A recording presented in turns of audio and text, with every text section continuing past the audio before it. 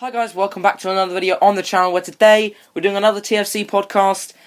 If you're new to the channel, I'd just like to mention that we do make podcasts weekly, every single Tuesday, so make sure you subscribe, leave a like on the video and be here every single Tuesday and you can watch our hopefully consistent hour-long podcasts. So, today we're going to discuss the Premier League, specifically two games in the Premier League, and we're also going to discuss the Serie A table and the Serie A results. We want to get it straight. It's Serie A, not Syria. I'm going to also point out there was no vote on my Instagram story for the games today. Very sorry, I completely forgot to put one out last night, and that's a mistake on my behalf. So we're going to choose the games this week, but as usual, there will be one next week. So yeah, basically, we decided to choose the games for this week that we're going to discuss in the Premier League. But I feel like we've done a decent choice when it comes to the two games that we're going to majorly discuss, or mainly discuss, in the video. And should we just get straight into them? Yeah, let's get into this. Okay. Which one should we do first? We'll do Manchester City 1, Manchester United 2. Should we do that one first? Yeah, sure. Okay, so, obviously, you've probably heard Manchester City lost 2-1 to Manchester United, and it was at the Etihad Stadium. Nicolas Otamendi with a bit of late hope for Manchester City in the 85th minute, but really, I think it was it'd been settled within the first 45 minutes of the game, because Marcus Rashford got a penalty in the 23rd minute, scored that, and Anthony Martial, only 6 minutes later, made the lead 2-0. So, yeah, it was.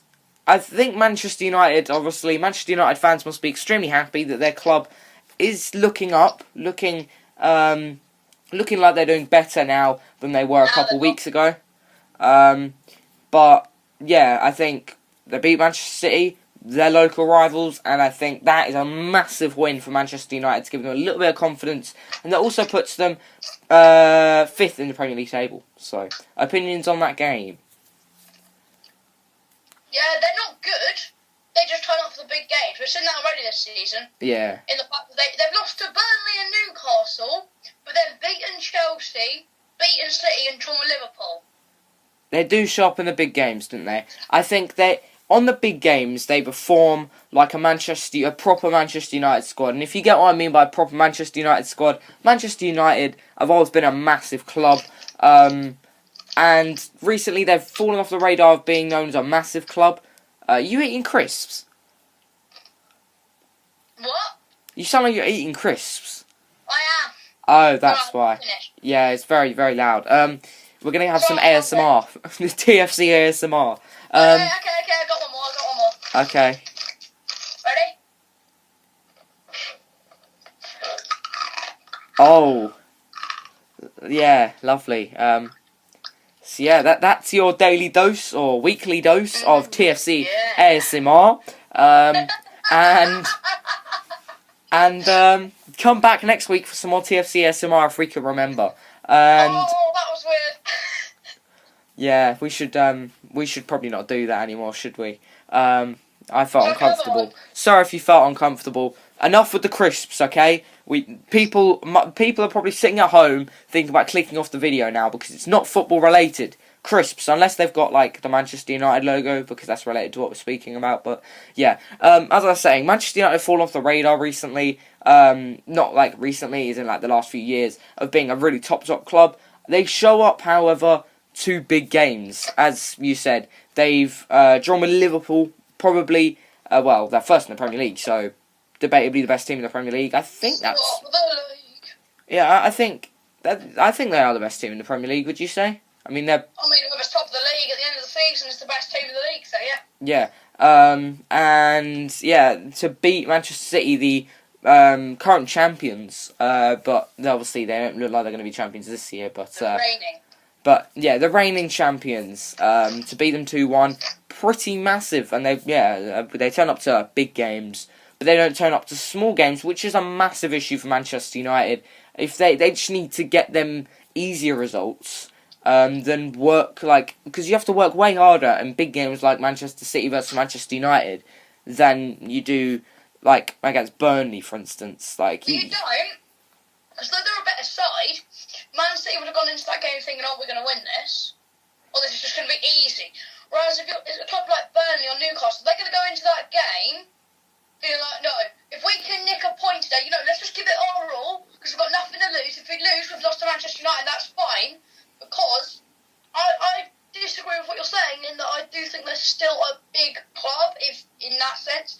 A couple more years of disappointing performances, they won't be a big club. Yeah. They are at the moment. So anyone below them is going to think, oh my god, it's Manchester United. And they've still got that name.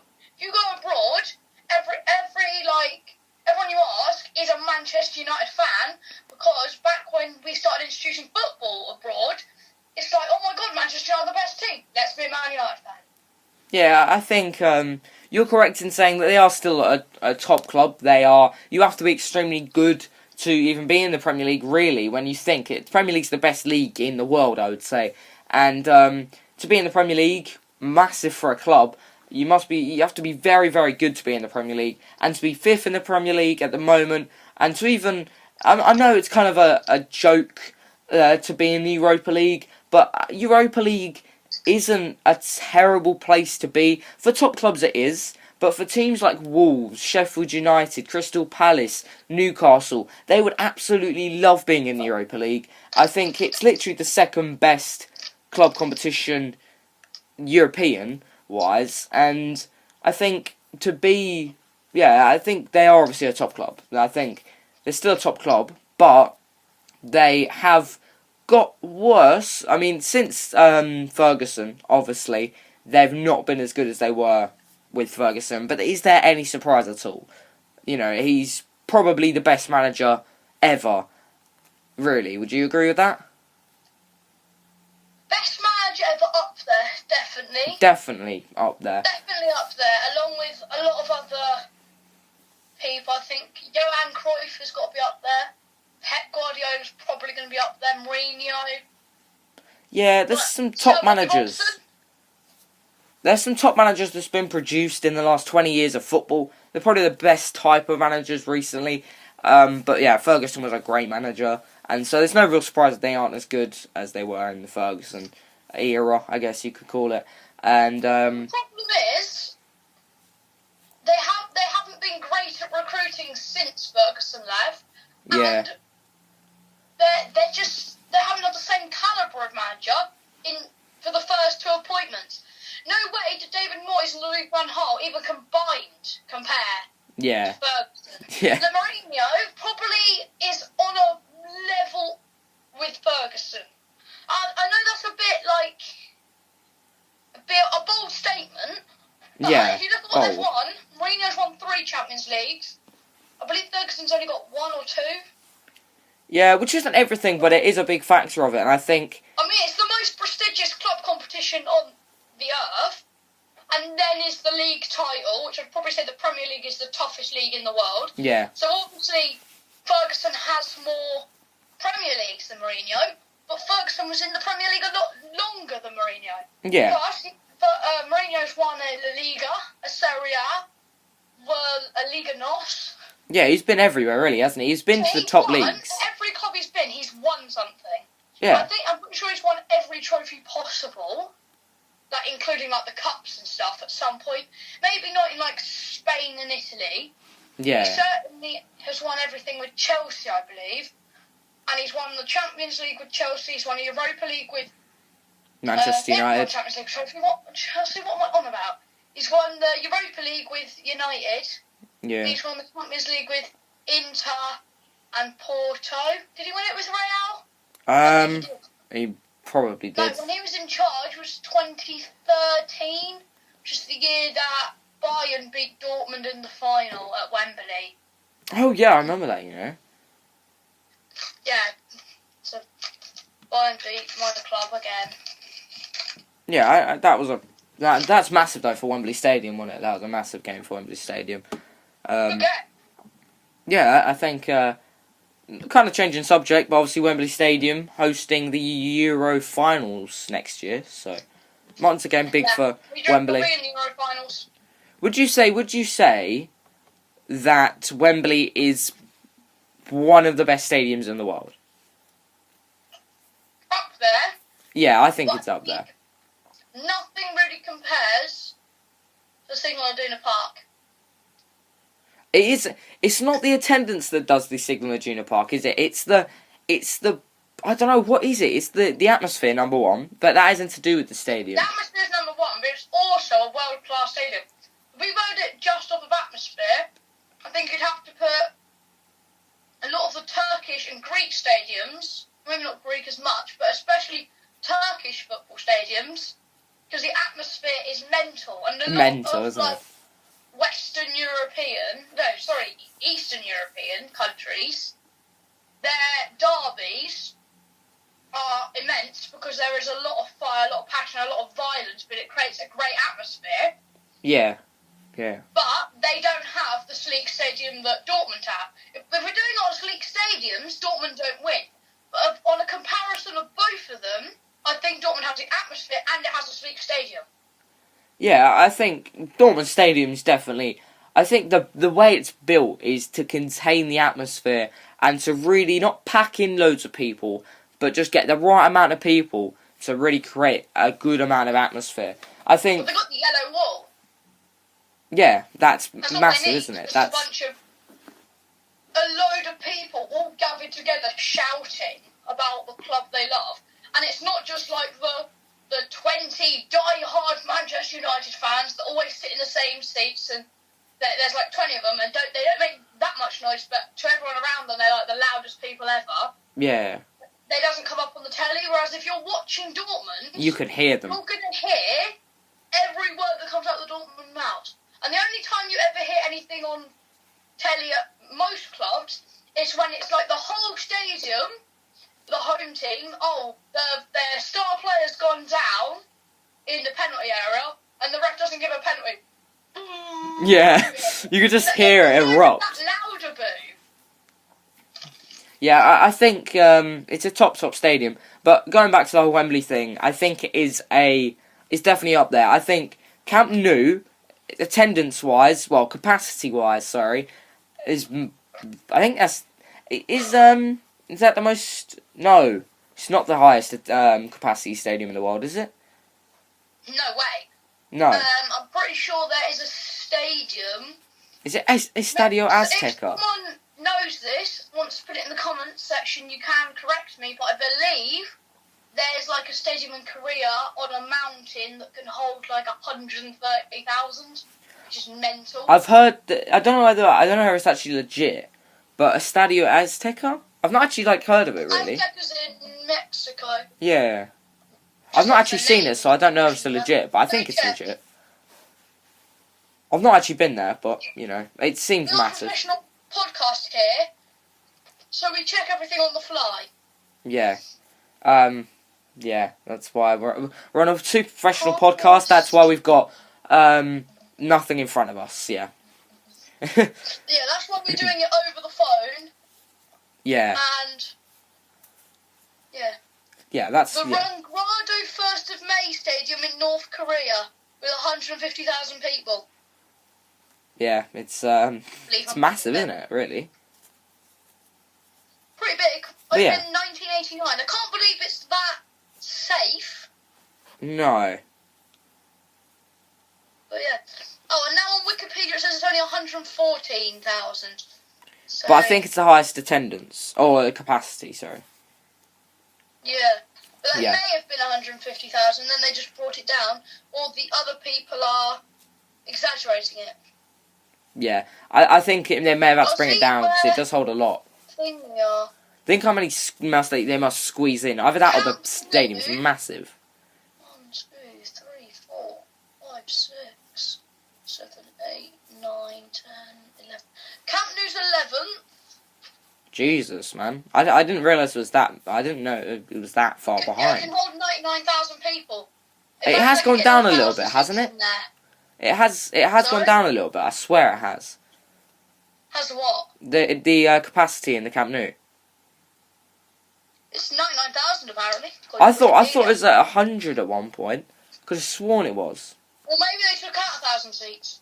Yeah, It was definitely over 100,000 at that point. At one point, but I think they are planning on a new stadium, aren't they? I think so. Are they? I think so. There were certainly plans for it, wasn't there? They definitely started plans for it. I don't know whether it succeeded and they're building a new one. There's plans for every club to have a new stadium, and none of that's happened. So I think they are. I haven't. I don't know. Look. I'll search it up now. I think Camp Nou Stadium. Yeah, they definitely are. I don't know if they're building it, but it's a massive plan. I think they are planning on doing it. Yeah, well, Chelsea had plans to build a new to build on Stamford Bridge, but then it didn't succeed.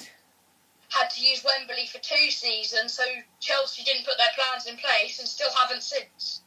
Yeah, they were too late. We took it before. Yeah, there was certainly they've certainly got to the stage that Chelsea were at. I don't know whether they've gone even further with that, but they definitely have very in-depth plans about the new stadium. So Camp Nou might have a new. It might be I think it's revamped. I don't know whether it's revamped or totally knocked down and rebuilt. That's another issue. I don't expect them to knock down the stadium, but then I think Tottenham knocked down the whole thing, didn't they? Yeah, they knocked down the whole thing. So, your final opinions on Manchester City versus Manchester United? So, clearly it's an awful result for Manchester City, but it's not a surprise at the moment. Like, I've kind of become used to Man City losing, which is quite a difference from recent years, because Manchester City were winning every single game. Yeah. Pretty much. Yeah. In recent years. It's a change, isn't it? They just can't seem to win many at all. Yeah, I think Manchester City, it was going to end at one point, surely. I think Manchester City, they've had a couple of years now of winning most of the cups and all that. I think now, I think clubs have kind of caught up to them and realised their style of play. They've not really recruited that many new players since, not that they've really needed to, they don't feel like they needed to, but they've not really recruited any new players to add a new kind of style to their play, so they've mostly kept the same kind of style of play, and I think teams are slowly going to get onto that and realise what they're doing, and I think it was kind of destined that Manchester City were going to stop winning everything, eventually, and I think this is probably the year where they're gonna slowly but surely fall off the kind of thing of winning every single trophy. Well, they haven't won the Champions League ever in their history, and I believe they're probably pushing for that. Yeah, that's what their main aim is now, isn't it? To win the Champions League trophy. Yeah, they've won the Premier League, that's done. They've won it most of the recent years. And I think they just want to win the Champions League. So they'll go all for that. And if it means they don't win the Premier League, they're fine by that if they win the Champions League. The only problem is, if they don't now win the Champions League and they don't win the Premier League, that's going to be an awful season. But they will probably have an FA Cup or a League Cup to lie back on. I think if Pep wins the Champions League, he might leave at the end of the season just because he's got nothing else to win. There's nothing left for him to do here. Yeah. He's built a good team and he's won every trophy possible if he wins the Champions League. So there'd be no point in him sticking around. So he'll probably leave, maybe to Juventus, since that's the only league he hasn't conquered yet. And Sarri has, but he's done good, but no better than Allegri did. And I think Pep Guardiola at Juventus could be a deadly combo. Yeah, it could be. That's if he feels like leaving. He could always, if he doesn't win the Champions League, he will probably stay on. But if he does, I could see him leaving. I don't know who then take that job. Probably most people on the planet would take that job. I mean, if Man City are really desperate, I'll take it. Yeah, we'll take it. TFC will buy them out and not buy them out because that's not managers. Joint kind of thing here. Like the Cowley brothers, but he can be my assistant, and I'll take control. You'll take the games. You'll take the games. If anyone to manage the best team in the world, I'll come along and do it. You manage the games. I'll manage all the finances, transfers, and all that. We got it sorted. Yeah, you make sure I'm not spending too much. Yeah. Because you want to be careful about that. Because you'll probably end up spending a couple $100 million. If you really needed a manager, I'm always up for it. There you go, TFC, up for the Man City job. Not clickbait, great title, but I probably won't use it as a title. There really is a Man City job at the moment, but if it were to ever become available, then we're always up for it. We're always up for it. But yeah, we joke about it, but I think we could take the Man City job easily. Yeah, easy. Easy, isn't it? But yeah, do you want me to go through the team stats on that game, and then we'll finish off on that game. We'll move on to the second game that we're going to discuss in the Premier League. So Manchester City. Manchester City had 72% possession and couldn't do anything with it. They only got one goal in the 85th minute. Clearly, they dominated. I mean, I didn't watch the game. My brother did. They definitely dominated. They definitely dominated. They had double the shots, just over double the shots, but then had less on target. I was expecting against the United side. United had 11 shots, 7 on target. Manchester City had 23 shots, only 5 on target, and one of them going in to the back of the net and scoring, and it's counting as a goal.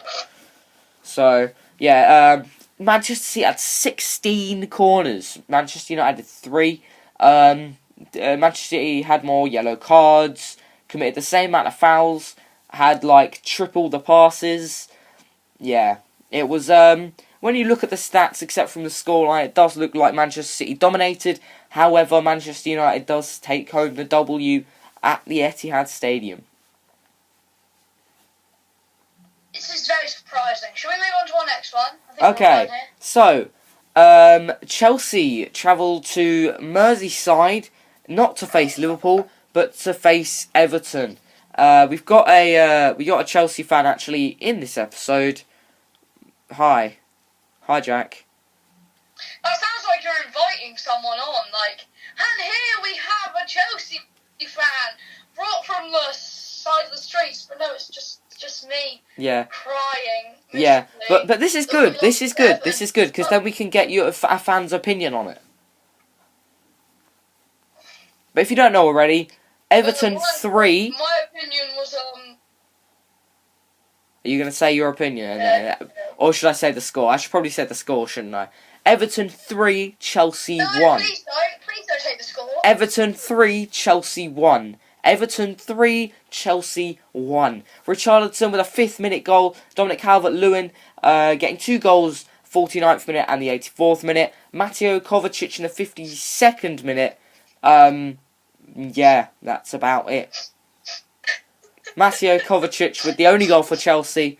And yeah, I think Calvert-Lewin really surprised Chelsea there. With considering Everton went 2-0 up, then Chelsea equalised only 3 minutes later. No, not equalised, sorry. Got a bit of hope back, and then Dominic Calvert-Lewin in the 84th minute to basically ruin all of Chelsea's hopes of getting a result out of that game. Chelsea had more shots, however less on target. Chelsea had 70% possession. It's once again the loser of the game. Looks like stats-wise, except from the scoreline, dominated the game, had more shots, but did have less on target, had 70% possession, had more passes than Everton, had better pass accuracy, committed less fouls, had less yellow cards, had more offsides, had more corners. It was, the stats look like Chelsea were rampant, but the scoreline shows that Everton took home the win. So 3 points for Everton, that's a good sign for their club after a bit of a dodgy patch for Everton. But a bad sign for Chelsea maybe. I mean, they've not really moved in the table after that scoreline. But a couple more of them and they will end up moving down the table. But that's only if they lose a couple more games like these. But yeah, that's about it. Do you want to say your opinions on the game? If this weekend has shown anything, it's shown that stats really don't matter. Another poor defensive performance from Chelsea. It's been very bad. We've been very bad at the back this season, especially Kurt Zouma. He's very error prone. I don't trust not David Luiz. Says that Azpilicueta anymore. He's just not good enough. And it's just annoying because we're so good going forwards, but then we have nothing at the back. Yeah, I mean, you've got your front, well, your main striker, Tammy Abraham, and then you got Willian on the right, Pulisic on the left, Mason Mount through the middle, Kante, Kovacic in central defence midfield, Azpilicueta, Zuma, Kurt Zuma, Christensen, James, and Arrizabalaga all at the back. It does look relatively solid squad-wise, but I think, for instance, Kurt Zuma... That's the start, is that poor squad selection. Well... Willian shouldn't have played. For Chelsea... He's not good enough. Hudson-Odoi would have been much better. What I'm saying Mason is... Mount shouldn't have played. He's been not so great recently, and Jorginho's been much better. What I'm saying is that... Okay, right. Keeper we need. Okay, yeah, you speak. Yeah. The thing I'm saying about the lineup, yes, maybe it isn't the strongest lineup you have, but it does look solid in places. That's what I meant. That's what I should really say. It looks solid in places with Kovacic and Kante in central defence midfield. It's just that he's playing a lot of players that are out of form at the moment, like Mason Mount. Mason Mount, and we know Frank loves Mason Mount. But he's not in form. Love for Mason Mount aside for a second and realise that he hasn't done anything for the last couple of games. Yes, he scored against Villa, but he's just looked completely out of it for a long period of time during our recent games. Yeah, and then you look at Everton's lineup. Pickford in goal. I'm not sure about Pickford, you know. He did decent for England in the World Cup. He did great for England in the World Cup. But Pickford for Everton, he has a bit of a... Sometimes he has a bit of a dodgy game. Let's just say that. Should we say that? I mean, they rarely keep a clean sheet, so that doesn't reflect well on the keeper. But neither did Chelsea. And Kepa costs like 90 million, and he hasn't been good enough. Then again, how much would you buy Jordan Pickford for now? People would have to pay a lot. Still 40 million. Yeah, well... I mean, he was 20... I think it was 20 million. I would pay only... I'd pay maximum 40, 50 million for him.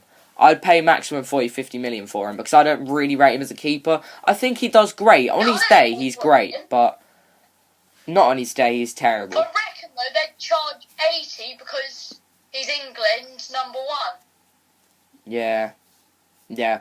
And obviously, being English, with the whole English Premier League rule, you have to have a certain amount of players English. If it was for another Premier League club, which it probably would be, it would be more, just like it was for Harry Maguire. Actually, that's somewhere where I could see him going, is Manchester United once David De Gea leaves. Yeah, I can actually see him go. He's the kind of player, isn't he? Pickford, maybe Kasper Schmeichel, possibly. Yeah. I don't want Kasper. I like Kasper Schmeichel. I don't think he will go to... Well, I think Manchester United may want him, but I don't think he would go. Leicester are like so much better than Manchester United. Yeah. So, there you go. But looking other places in the Everton lineup, their front two, Calvert-Lewin and Richarlison, getting the only goals, but both got a yellow card. So, I mean, that isn't great, but no, they'll take it. They scored. So, their midfield, Walcott, Schneiderlin, Sigurdsson and Iwobi. I think Sigurdsson is a good player for them. I really do. I think he can bang goals from very far out, and he's an overall good player for Everton. Schneiderlin, don't rate him as much as Sigurdsson, however. Don't rate Schneiderlin, rate Sigurdsson. I Yeah. don't rate Iwobi, and Walcott has been shit all season, but the one game he performs is against us. And that's the thing, Everton, as a club, have been so bad all season, and yet they come out against us. And they always play well against us. Like in recent years, they've always given us a good game, and Goodison Park is a difficult place to go. And it's so frustrating to lose to what are currently a team in a lower half, very lower half of the table. Yeah, I think, but when you look at their defence, like, Michael Keane, I think, I don't rate him at all. I think for England, terrible. If anything, he's actually cost England goals instead of saving England goals. And I think players like Digne. What? Who else would you play for England? You've got Harry Maguire, who's a guaranteed starter because he plays for Man United. Then who else would you play? You've got John Stones. I think he's better than Michael Keane. Don't rank Stones. I think he's better than Michael Keane, though. You've got to admit that. Surely. Anyone's better than bloody Michael Keane. Yeah. But I'd play Tomori. Well, yeah, but you could play... You get what I mean. There's loads more players you can play over Michael Keane. Like, why would you play Michael Keane? As you said, I'd prefer to have Tomori than Michael Keane. Because I wouldn't play Axel Tuanzebe or Steve. I would over Michael Keane. I would over Michael Keane, to be totally honest. I don't think he's very good at all. But there you go. He's not great, but I don't know if many of the people in England squad are much better. Like Stones and Tomori, yeah, better than Michael Keane. But then after that, I think it's a tight competition. Well, put it like this: based on Michael Keane's England performances, he's not a very good centre back. Lucas Digne really is probably the most solid player in their defence. Would you say? Yeah, don't rate the Digne. No. Digne's class. I think I'd have him at Chelsea if Chilwell doesn't want to join. And then who's their other centre half? Mason Holgate. Don't ask. Oh dear. I saw a post by a FIFA YouTuber who's an Everton fan, AJ3. Yeah. Mason Mount is good, but Mason Holgate is better. It's like, no he isn't. No he isn't. Mason Holgate. Why do you rate Mason Holgate? Ronaldo had a bad game the other day against Sassuolo. So Ronaldo's good, but the problem is Sassuolo's defenders are better. No, they're not. Yeah, it's a bit strange to say Mason Holgate's better than Mason Mount. I don't think Mason Mount's world class, but Mason Holgate, he's far from world class. Far from world class. Mason Mount could be world class one day because I think he has the potential to be as good as Frank Lampard if he works hard at it. He's just on a bit of a bad run of form, but he keeps getting played without a rest because Frank Lampard loves him. I think it's mainly down to the Champions League that we're getting so tired. Yeah, I think... The thing is, though, as a top club, you've got a kind of... I know your squad depth ain't great, but if you're playing Champions League... Yeah, they're all kids. Yeah. Who haven't got the capacity to play 38 games a season, let alone play FA Cup and Champions League on the side, because they just haven't built up the stamina to do that yet. But I think Champions League teams need to be able to play Champions League along with Premier League. I mean, it's needed for a club, isn't it? I mean, if you...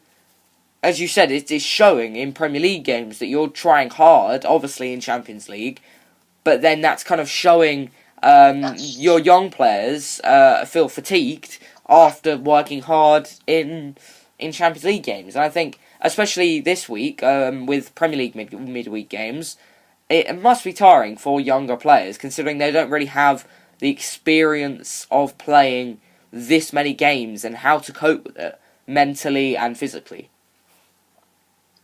Which is why we have to recruit in January. Yeah, I think you do. I mean, that because obviously your ban, Chelsea's ban, was lifted to January, wasn't it? It was changed to January, so you can buy people from January. I think you do need a bit of a... You need better squad depth. I think it's not necessarily that you need to buy a massive player worth 90 million. It's that you just need better squad depth. If you can achieve that... You probably will, though, because we're Chelsea, so you probably will buy a massive player, and hopefully that massive player is Jadon Sancho. If Jadon Sancho joins Chelsea this January, I will be so happy, like so happy. Okay, right, that's your opinions on it. One sec. Apparently apparently Chilwell's coming in, which I agree with because he's a really good left back and we're lacking in that position. But it doesn't really make sense for Chilwell to leave Leicester right now because Leicester are probably better than Chelsea. So he could be a summer acquisition. Yeah, I think there's definitely options for Chelsea, isn't there? It's not like they've got one target. There's been rumours, but there's no real confirmed signings, obviously. But you get what I mean. There's no Sky Sports top headlines. They're doing a deal. Like, I know that happens only in transfer windows, but Chelsea are gonna bid like 160 million or 100 million around that mark for Sancho. Koulibaly's been linked with us. I don't really rate Koulibaly. Decent centre half, but I wouldn't want to see him at Chelsea. I'd rather have Dale Upamecano. I think Koulibaly is a solid centre back, but it's just the issue of, do you need him? Yes, we need him. I don't want to play any more games with Koulibaly. And also, what else can you buy with the money? Because you've got to pay a lot of money for Koulibaly. That's what I'm saying. I don't really want Koulibaly. I'd rather have someone like Kaglar Soyuncu of Leicester or Nathan Ake. Probably going to be half or 3 times less the price of Koulibaly. I'd love to see Ake back. Unless you're Manchester United, then you paid 500 million for Koulibaly. Like they did 70-odd million for bloody Maguire. Pay 500 million for Ake. But I believe Chelsea have like a clause which means that we can buy Ake for 20 million. Really? That's good. I believe so. Which is half of what Bournemouth are looking for 40 million. And probably half of what it's worth. I believe so. We may not have one, but even if we don't, 40 million. Yeah, but I think 20 million is a steal. If you could. Deal.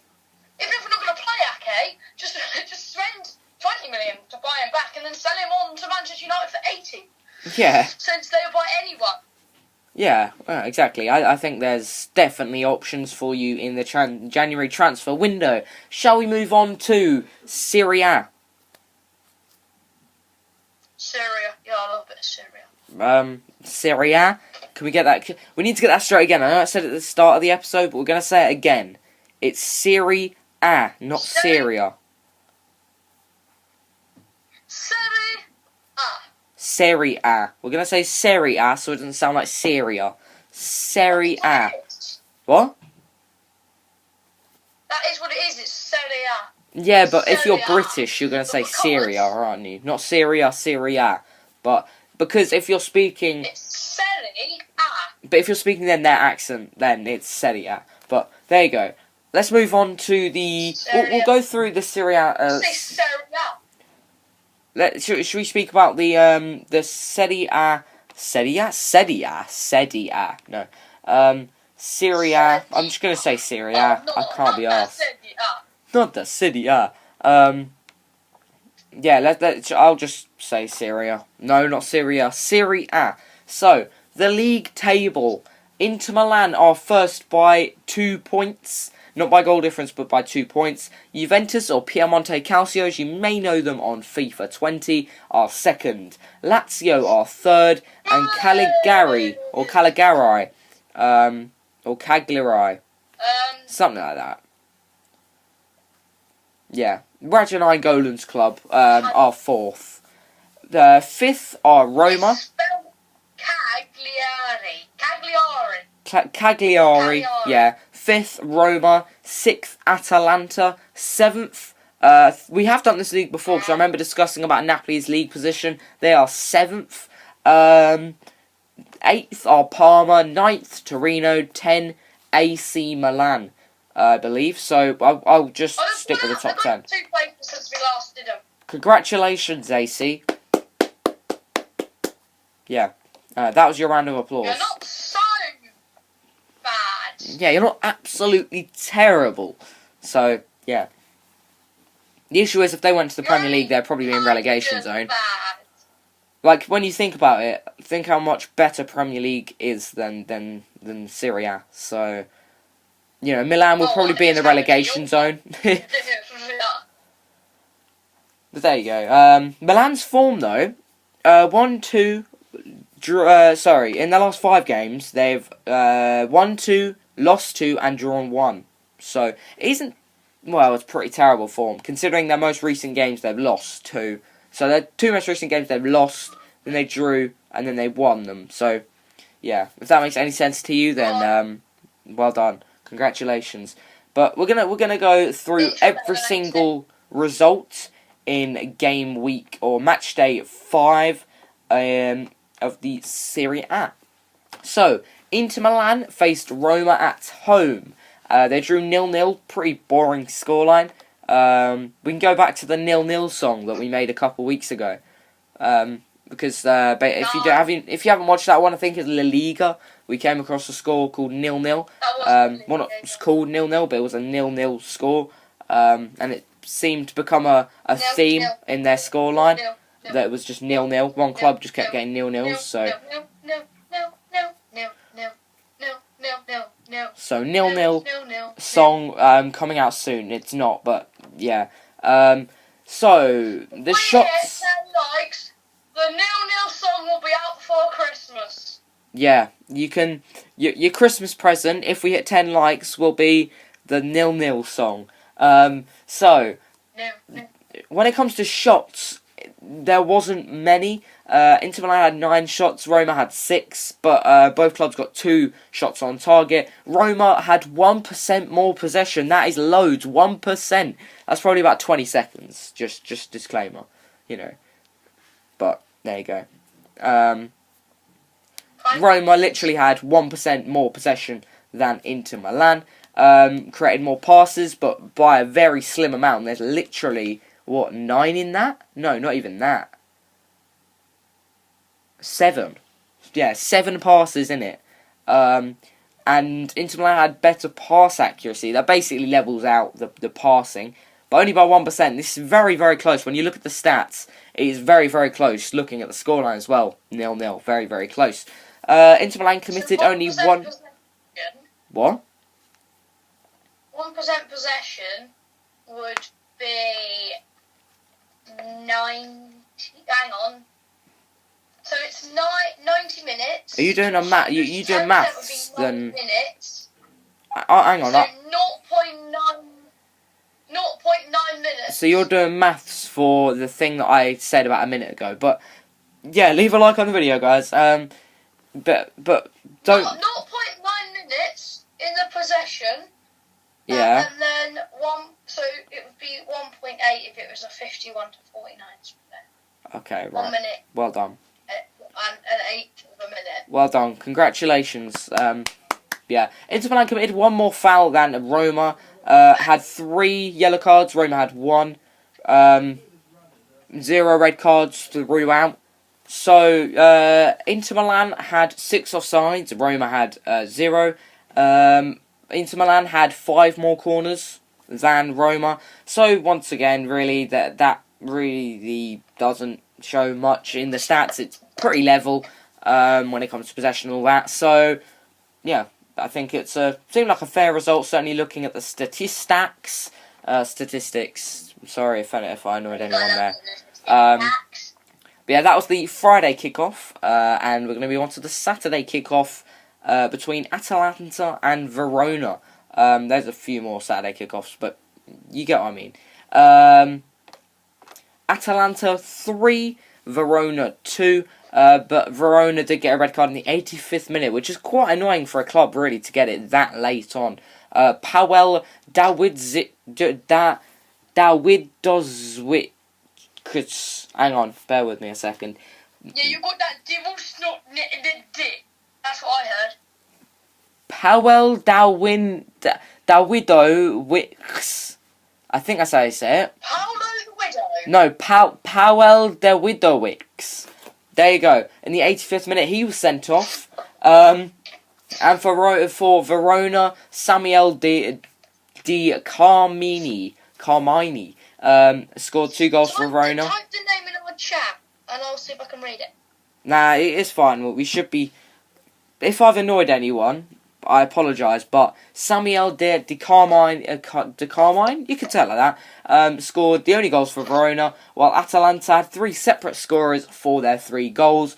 Ruslan Malinovsky, Luis Fernando Muriel Fruto, and Barat Djiminsky in the 93rd minute. So a 93rd minute winning goal. That's once again another late goal. I say once again because last podcast we had a lot of late goals in our games that we discussed. Atalanta though had way more shots, well over double the shots than Verona did. Had 8 more shots on target than Verona, had more possession, created more passes, had better pass accuracy, committed less fouls, had less yellow cards, had more corners, were offside more. If you can make any sense of that, if you can picture that in your head, because I said a lot of stats at once, so if you can picture that in your head, well done. You get a golden star. Because we can't. Yeah, because we can't. Yeah, so you get a golden star. Go treat yourself to a golden star from your local card shop. Udinese versus Napoli. Udinese were at home, and Napoli, well, looked to hopefully go higher up in the table, but only got a point from that game with Piotr Zielinski. I know how to say his second name, it's just his first name. So we're going to say Zielinski in the 69th minute for Napoli, making it level after Kevin Lasagna's goal in the 32nd minute. In the 79th minute, another late red card, really. Nikola Maximovic. There you go. Maximovic. Yeah. Napoli, however, dominated stats-wise. A bit like Chelsea versus Everton, really, except from this one was a draw, not a win for the other side. Udinese only had 5 shots and only got 1 of them on target, and that was the goal. However, Napoli had 18 shots, 3 on target, had 70% possession, 3 times the amount of passes, way better passing accuracy, committed less fouls, had more yellow cards, and Napoli did get a red card, obviously, which I said just a second ago, and had 10 corners to Udinese's 3. Hopefully you guys can imagine what I'm saying, because I probably should stop listing them like one after the other. So next game I'll hopefully make the stats a lot easier to understand for you guys next game. But that leaves Napoli, you've already heard earlier in the video when I said about the table, 7th in their league. So, have you got any opinions on that? Because, I mean, we might as well go for opinions. No, I haven't got any opinions Okay, on that. this one you may have some opinions on. Lazio 3, Juventus 1. Luis Felipe Ramos Marchi, Sir Milinkovic-Savic, let's say that, and Felipe Caicedo with goals for Lazio, while Cristiano Ronaldo just got 1 goal for Juventus. Juan Cuadrado was sent off in the 69th minute for Juventus. Haha, funny 69. That's well funny. That's really funny, guys. 69. No, that means, Karen. That's a really funny number. yeah, really funny. 69. You know what that means. Yeah, we are so childish. So, as I said, I'm going to try and make these stats slightly more understandable. Lazio had double the amount of shots than Juventus' amounts of shots. That doesn't sound any easier to understand at all, does it? Basically, Lazio had double the amount of shots, double the amount of target. However, Juventus had more possession than Lazio and had more passes, had better pass accuracy. Basically, it's quite level when you look at the score. When you look at the not the score, the stats. Lazio had more shots and had more shots on target. But possession-wise and passing-wise, Juventus were much better than Lazio. But that does put Juventus now 2nd in their league, while Lazio are 3rd, 3 points behind Juventus. So, I mean, probably, would you say it's a bit of a shocker for Juventus? I mean, Juventus are obviously known as a world-class side. So to lose to Lazio, not that Lazio are bad, but I think Juventus would be expected to win that. Would you say that? I think Yeah. I think that's No, fair to yeah. say that. But have you got any opinions on this one? Because I said you might. Yes, of course, I've got some opinions. Some very happy opinions. Very happy to see Juventus lose. Obviously, Always is. good. Always is very good to see Juventus Good considering lose. you're an Inter Milan fan. Yeah. Yeah, I mean, is that it? is that your massive opinion? That's it. Yeah. Massive. As not really a follower of the Serie A, not as not really a follower of the Serie A, I think it's kind of what I'd expect. However, maybe AC Milan slightly higher, Napoli slightly higher, but really, obviously, you expect, even if if you know a little bit about football, you'll probably expect Inter Milan and Juventus to definitely be in that top four. Maybe Cagliari.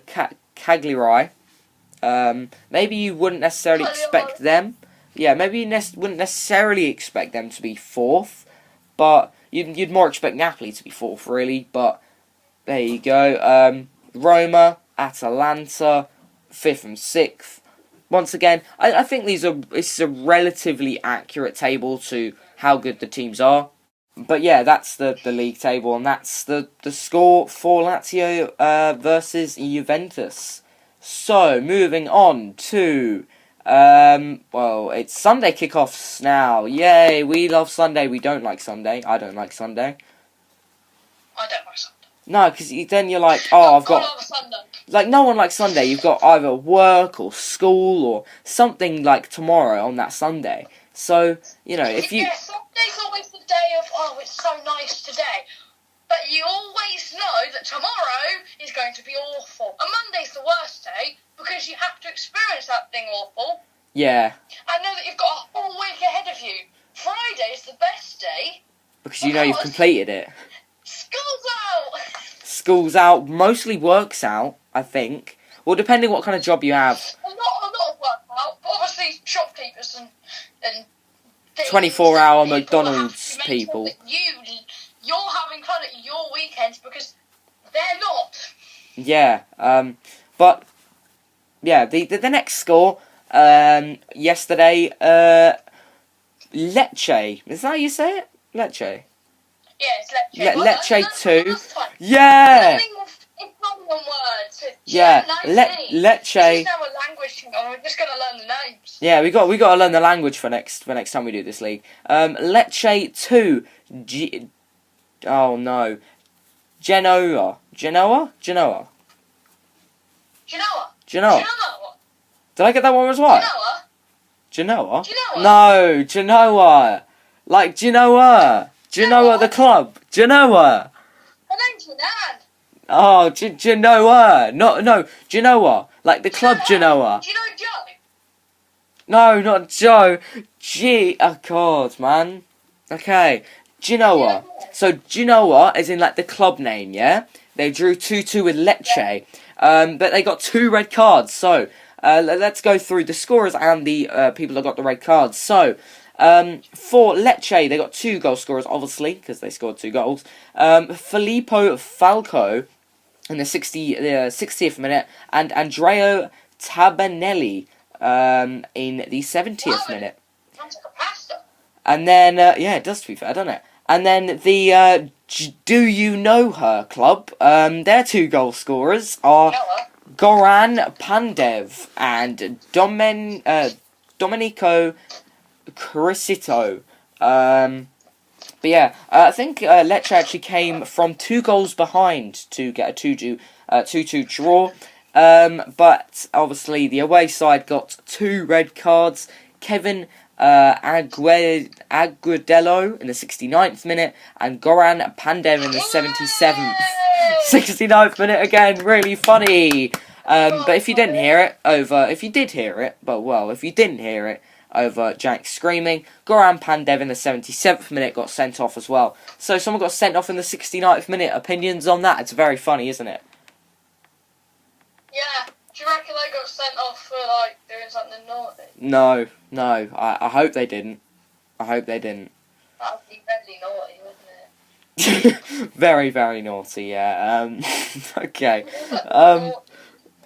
So, imagine if he did something naughty in the 40th minute and then they just had to wait till the 69th to send him off, because that would be more fun. yeah, but it's great, isn't it? Could you imagine that? If you did anything like sexual references or anything, you get sent off in the 69th minute. Anyway, so Lecce had 8 more shots than the away side. Do you know her? Because apparently we're going to call them that. Do you know her? Do you know her? Do you know her? Lecce had more shots, more possession, more passes, better passing accuracy. Basically, they were on top stats-wise, but it was 2-2, and there you go. Another draw in the Serie A. Moving on to Spal versus Brescia. That's how you say it, isn't it? Spal. But yeah, Brescia. Spal and Brescia. Mario Balotelli was the only goal scorer in that match in the 54th minute. But when you look at the stats, let's have a look at the stats. Let's see. Actually, the losing side had more shots, but less on target, more possession, more passing, better passing accuracy. Once again, it's showing the stats doesn't really matter. The losing side had more shots, better possession. They really, stats wise, they did well stats wise. They were on top stats wise, but they lost to Mario Balotelli's goal, and there you have it. We're not really giving our opinions at this point, are we? But there you go. To show the stats don't matter. Yeah, that's really the moral of this weekend, isn't it? The stats don't matter. So, for the last 4 games that we're going to discuss from this game week in the Serie A, I'm not going to say the stats, I'm just going to go over the score, the goal scorers, and possibly the yellow or red cards that were dealt, or mostly the red cards, because who gives one about yellows unless it turns into a red. So, Sassuolo and Cagliari, they drew 2-2. They drew 2-2, and there was once again a very late goal in the 90th minute to equalise for Cagliari. But the goal scorers, I'll go through them. For Sassuolo, Domenico Baradi and Filip Duricic, and Hal Pedro and Daniel Ragazzu for Cagliari. Torino 2. For Fiorentina 1. Simeone Zaza and Saldi not in the minute because there was 2 goals there, but they were the goal scorers for Torino, while Fiorentina got some late hope in the 91st minute, first minute, through Martin Caceres. Yeah, we want to give our opinions, and I'm not giving the stats either. These are very brief things, but not that we want to get the podcast done, but we're getting to a decent length podcast at this point, so we're just going to go through the scores and then we'll do the outro, but stick around for the outro because it's going to be really cool, isn't it? And we've got a big announcement. Yeah, we got a massive announcement in the outro, so don't skip forward either, but we got a massive announcement. Sampdoria lost 1-0 to Parma, and there's only 1 goal obviously in that game, and that was scored in the 21st minute by Kuka, or Jiraj Cooper, or Kuka, sorry. So there you go.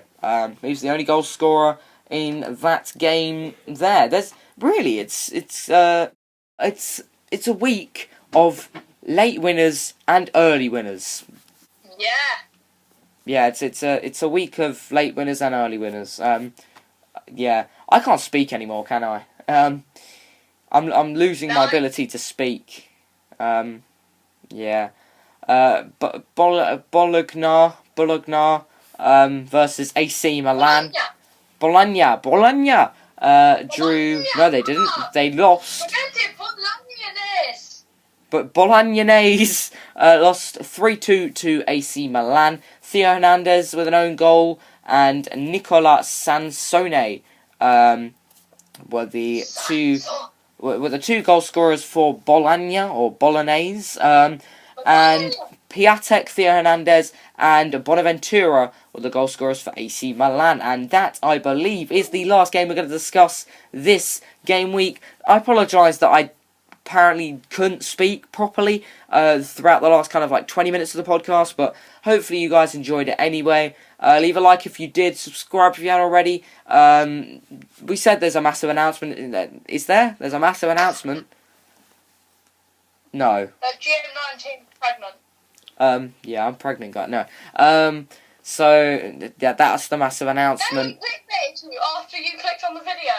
We clickbaited you while watching the video. How about that? Subscribe. I've already said that. Use code REDGEM19 in the Fortnite store. I may have already said that, but I don't know, so I'm going to say it again.